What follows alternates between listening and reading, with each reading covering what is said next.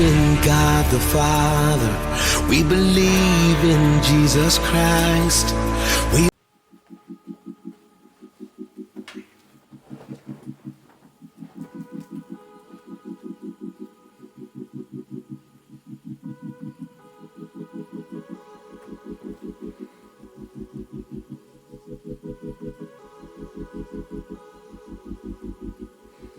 Boa tarde, bom dia, boa noite, boa madrugada para você que visita o nosso canal. Eu sou o Lécio Luiz com mais um comentário bíblico. Você que está chegando pela primeira vez no nosso canal, seja bem-vindo, né? E se quiser se inscrever, faça a sua inscrição aí embaixo, deixa lá o teu joinha para fortalecer o nosso canal e a gente se animar e ter mais motivação para fazer novos vídeos. O nosso canal é um canal que faz comentários da Bíblia, nós também passamos eventos da região e nesse momento a gente vai continuar alguns comentários que a gente faz sobre a Bíblia. Nós estamos fazendo um comentário sobre o livro de Daniel, é um livro que relata o período que o povo judeu ficou exilado na Babilônia, né? Eles foram levados para a Babilônia pelo rei chamado Nabucodonosor. Mas antes disso acontecer, isso foi profetizado por Jeremias, e isso que é legal dentro da Bíblia, né? Porque há profecias e há o cumprimento dessas profecias. Jeremias profetiza ali por volta dos anos 600, durante 20 anos, 25 anos, ele profetiza avisando o povo: olha, vocês, se não se converterem dos seus maus caminhos, Deus vai permitir que o inimigo tome posse da terra de vocês, tome posse da vida de vocês, os escravize, e isso foi avisado durante esse longo período. E os judeus, né, alguns, grande parte deles, estavam envolvidos com tantas coisas, menos com as coisas de Deus. Estavam em pecado, idolatria, feitiçaria, e realmente Deus estava querendo ensiná-los a guardar os seus mandamentos, e para isso teria que permitir que o inimigo assim os subjugasse. Então Nabucodonosor chega e invade Jerusalém, mata muitas pessoas, escraviza vários jovens da nobreza, alguns desses nobres eram Misael, Azarias, Ananias e Daniel. Eram 4 jovens judeus por volta de 16, 17 anos, conforme eu falei na edição passada. E esses garotos passaram pelo vestibular e evitaram se contaminar com as comidas do rei, né? E se alimentando de legumes e bebendo água. Tá. Aí passa esse período, né, que eles foram jogados na fornalha, não aconteceu nada com Misael, Azarias e Ananias, cujo rei mudou o nome deles para Mesaque, Abidnego, né, e Sadraque. E Daniel, eles mudaram o nome para Beltesazar, dizendo: olha, vocês agora não são mais judeus, vocês são babilônicos. Logicamente não funcionou para esses jovens, porque eles eram bem educados e tinham firmeza de caráter, né? Eles sabiam bem o que queriam, tinham posições definidas em relação ao que eles acreditavam, tanto que foram jogados na fornalha e nenhum mal aconteceu a eles, porque o Deus, né, Yahvé, os protegeu, os livrando, e isso serviu para testemunhar quem era o Deus de Israel. Mesmo assim, Nabucodonosor não se converte, ele foi castigado, viveu como animal durante 7 anos, e depois de 7 anos ele reconhece que Deus é poderoso, se converte e a sua história finda aí. Aí agora a gente entra no capítulo 5, já falando do seu neto chamado de Belsazar, filho de Nabonido com a filha de Belsazar, com a filha de Nabucodonosor. No livro de Baruque, ou seja, lá do Iraque, daquela região, eles não têm o relato desse rei. Ou seja, Belsazar, ele na verdade ele não foi rei, ele era corregente do seu pai, o Nabonido, que era o rei nessa época, mas Nabonido não trabalhava, né? Então seu filho assumia o poder enquanto seu pai estava na casa de veraneio, né? E o seu filho que trabalhava, e era um reino fraco, né? Então, a escritura na parede começa assim o título do capítulo 5 de Daniel. O rei Belsazar deu um grande banquete a 1000 dos seus grandes e bebeu vinho na presença dos 1000. Enquanto Belsazar bebia e apreciava o vinho, mandou trazer os utensílios de ouro, de prata, que Nabucodonosor, seu pai, tirara do templo que estava em Jerusalém, para que neles bebessem o rei e os seus grandes e as suas mulheres concubinas. Ou seja, pegaram todos os utensílios que Nabucodonosor tinha retirado do templo na época da invasão em Jerusalém, a prata e o ouro, as taças, e ali colocaram vinho e deram uma festa afrontando ao Deus de Israel, né? Como é que se diz assim? Desrespeitando as coisas sagradas. Então Deus fica irado e escreve na parede, na presença de todos, aparece um dedo escrevendo a seguinte expressão: Mene, Mene, Tekel, Eparzim, né? Logo, nós vamos apresentar a tradução dessa frase, ou seja, e aí o rei fica apavorado, suas pernas começam a tremer, eles chamam os seus maiorais e os seus maiorais não conseguem traduzir o que quer dizer aquilo, né? E ele ameaça-os, e a sua mãe, vendo a sua aflição, vai e fala para ele: olha, tem alguém que revela esses mistérios, que na época do seu pai o ajudou. No versículo 12 diz o seguinte: porquanto espírito excelente, conhecimento e inteligência, interpretação de sonho, declaração de enigmas e solução de caos difíceis se acharam neste Daniel, a quem o rei pusera o nome de Beltesazar. Chama-se, pois, a Daniel, e ele dará a interpretação. A exaltação aqui e a apresentação de Daniel é excelente. Aqui fala várias qualidades que Daniel tinha, e isso era o testemunho que ele dava para essa nação, que agora já não era mais a Babilônia. Não, ainda era a Babilônia, mas logo deixaria de ser, né? Então Daniel foi introduzido à presença do rei. Falou o rei e disse a Daniel: és tu aquele Daniel dos cativos de Judá, que o rei meu pai trouxe de Judá? Tenho ouvido dizer a teu respeito que o Espírito dos deuses está em ti e que em ti se acham luz, inteligência e excelente sabedoria. Isso aí não queria dizer nada para Daniel, porque Daniel estava preocupado em resolver problemas e glorificar o nome de Deus. Aí no versículo 16 diz o seguinte: eu, porém, tenho ouvido dizer de ti que podes dar interpretação e solucionar casos difíceis. Agora, se puderes ler essa escritura e fazer-me saber a sua interpretação, serás vestido de púrpura, terás cadeia de ouro, o pescoço serás o terceiro, ouro no pescoço, e serás o terceiro no meio do reino.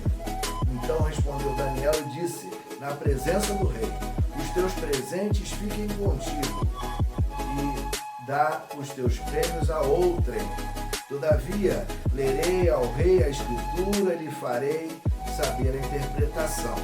Aí chega aqui no versículo 25, Daniel faz a interpretação e vocês vão ver o fechamento dessa passagem. Esta, pois, é a escritura que se traçou. Mene, mene, tekel, eparzim. Essa é a interpretação daquilo. Aí vem a interpretação. Mene, contou Deus o teu reino e deu cabo dele.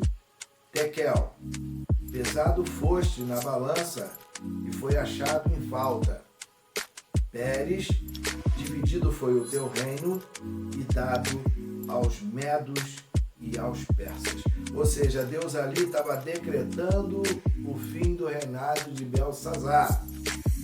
No versículo 29, então mandou Belsazar que vestissem Daniel de púrpura e lhe pudessem cadeia de ouro ao pescoço e proclamassem que passaria a ser o terceiro no governo do seu reino. Naquela mesma noite foi morto Belsazar, rei dos caldeus, e Dário, o Medo, com cerca de 62 anos, se apoderou do seu reino. Ou seja, depois que Daniel interpretou o que Deus havia dito, ou escrito na parede, a sentença foi executada. Ali mesmo, Dário invadiu e matou a Beltesazar e a Babilônia passou a ser pertencente aos medos e aos persas.